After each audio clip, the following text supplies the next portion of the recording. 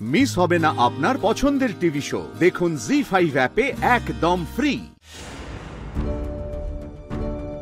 আমার জামাইয়ের যদি কিছু আজ হয়ে যায় না, তাহলে আমার থেকে খারাপ কেউ হবে না। এই কথাটা আমি তোমাকে বলে রাখলাম প্রতীক্ষা। ছি ছি ছি ছি ছি ছি। এই তুমি, এই তোমার কথা শুনে আমি আমার বড় বৌমাকে অনেক ভুল বুঝেছি। তোমার আর বলুর কথায় আমি পরাগকে অনেক অবিশ্বাস করেছি, অনেক। আর সেই তুমি আজ যা করেছো তার কোনো জুড়ি নেই। বলি ও কি কথা? হ্যাঁ, এত বড় অন্যায়, এত বড় অধর্ম কোন মানুষ করতে পারে? আমার তো জানা নেই। কি কি ভুরু কি কোচকাও? কি ভেবেছো ওই ব্যাংকে গিয়ে তুমি আমার বন্দুক দেওয়া আটকাবে? কি করে তুমি ওটা আটকাও আমিও দেখে নেবো, তারপরে তোমাকে ছাড়বই আমি। মা মা বাইরে করবে না। মা, আমি তোমাকে আগেও বলেছি, এখনো বলছি এবং ভবিষ্যতেও বলবো, তুমি যদি অন্যায় করো আমি তো হাত গুটিয়ে বসে থাকতে পারবো না, বলো নাকি? হ্যাঁ, আর বিশেষ করে যেখানে আমার স্বার্থ লুকিয়ে আছে সেখানে আমি চুপ করে বসে থাকবো কি করে? তা ঠিক প্রতীক্ষা, সারা জীবন তো তুমি শুধু নিজের স্বার্থটাই দেখেছো, কিন্তু তাতে কি কিছু পেয়েছো? কোনো লাভ হয়েছে? নিজের স্বামীকে তো ধরে রাখতে পারোনি, জেলে গেছে। সুনাম বলে তো আর কিছুই নেই। যদি সুনাম থাকতো তাহলে একটা চাকরি জোগাড় করতে পারতে, সেটা পারোনি। কি হচ্ছে? আমাদের দয়া চলতে হচ্ছে, আমাদের ওপর ভরসা করে চলতে হচ্ছে। শোনো প্রতীক্ষা, একটা কথা বলে রাখি, কান খুলে শুনে রাখো। এই বাড়িটা মায়ের, মা যদি চায় মা যে কোনো দিন এই বাড়িটা বিক্রি করে দিতে পারে। হেসো না, এটাই সত্যি। আর মা, আমি তোমাকে বলছি, এত বড় বাড়ি তোমার রাখার কোনো দরকার নেই। যত তাড়াতাড়ি সম্ভব তুমি বাড়িটা বিক্রি করার ব্যবস্থা করো, না হলে না তোমার জীবনই থাকবে না, আমি তোমায় বলে দিলাম। বলছি মাকে এত বুঝিয়ে লাভ নেই, এত সোজা নয় এই বাড়িটা বিক্রি করা। কে আটকাবে? কি প্রতীক্ষা, কে আটকাবে? এই বাড়িটা আমার মায়ের বাড়ি। বাড়িটা মা যদি বিক্রি করতে চান সেটা কে আটকাবে আমি দেখতে চাই। আরে তুমি দেখলে না, এই তো আমি আটকালাম।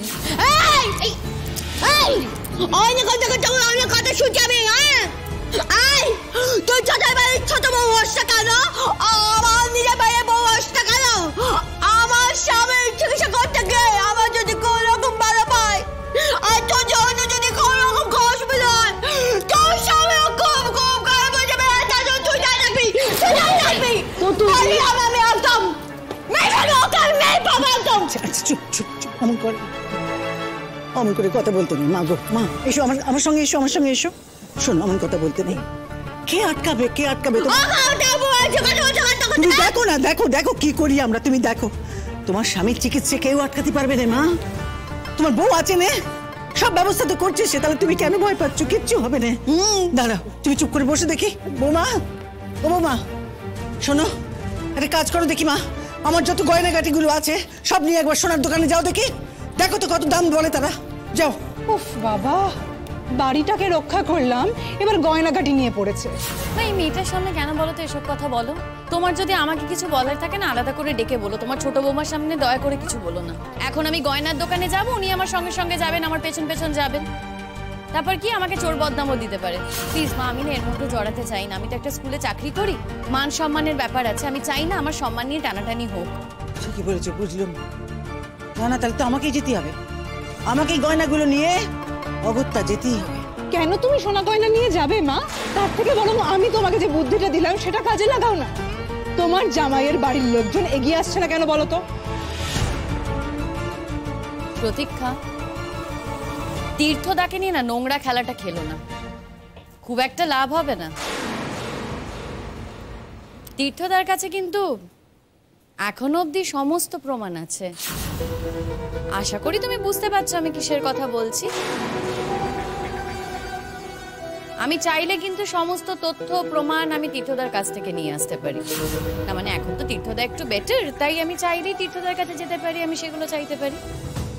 আগের বার যখন কথাটা উঠেছিল তখন পলাশ সেই কথাটা বিশ্বাস করেনি, কিন্তু এবার আমি পলাশকে না কথাটা বিশ্বাস করাবো। আর আমি তখন দেখবো যে পলাশ কি করে তোমার সঙ্গে থাকে। দরকার হলে আমি তোমার দাদাকে পাঠাবো পলাশের কাছে, যা যা তথ্য প্রমাণ আছে সবকিছু আমি তীর্থদার থেকে নিয়ে আমি পরাগকে দেবো, পরাগকে বলবো তার ভাইকে দেখাতে, তারপর আমিও দেখবো কি হয়।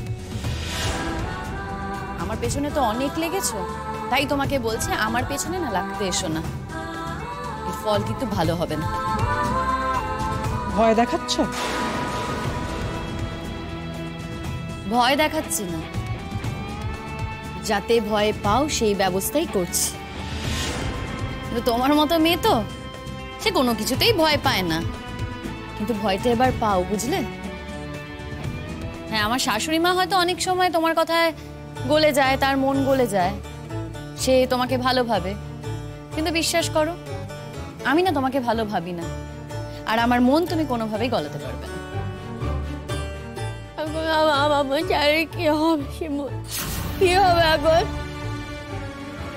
এই পুতুলদি, পুতুলদি কাঁদছো কেন বলো তো তুমি?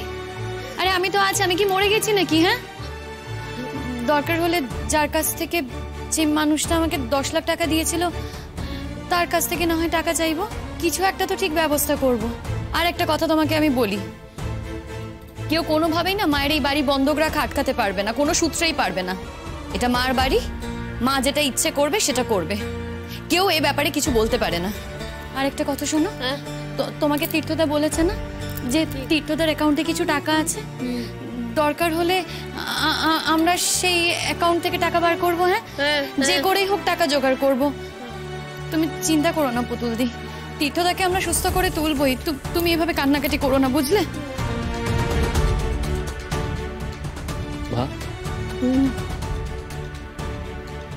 দেখছো তো তুমি, তুমি এই কদিন ধরে শিমুলকে কতখানি ওর সাথে দুর্ব্যবহার করেছো, আমাকে কতটা অবিশ্বাস করেছো ভেবে দেখতো, এবং সেই কারণে আমরা এই বাড়ি ছাড়ার সিদ্ধান্ত নিতে বাধ্য হয়েছি। কার কথায় তুমি করেছো এগুলো? এই মেয়েটার কথায়, এর কথায় তুমি বিশ্বাস করেছো। অবশ্য তোমাকে বলে তো কোনো লাভ নেই, তুমি আজকে যে জায়গাতে আছো কালকে আবার হয়তো অন্য কিছু বিশ্বাস করবে, অন্য কোনো কথাবার্তা বলবে। বলবো না, তুই দেখে নিস। আর আমি কিছুতেই ভুলবো না, আমি কিছুতেই ভুলবো না ওর কথা। আমিও তেমনি, জানিসই তো বাপু, এই এক আমার দোষ। যে যখন এসে মিষ্টি মিষ্টি করে কোনো কথা বুঝতে থাকে আমাকে, আমি ভাবি সে বোধহয় সত্যি বলছে, আমি তো ভাবতেই পারিনি এত কারিক বানিয়ে বানিয়ে কথা বলা যায়। তুমি তো বলেছিল যে অনেক করেছি সব আমি। আর নয়, এ ভুল আমি আর করবো না। বলি ও কি কথা, তুই কি ভাবিস বারবার আমি ভুল করে ওই দুধ দিয়ে কাল সাপ পুষবো?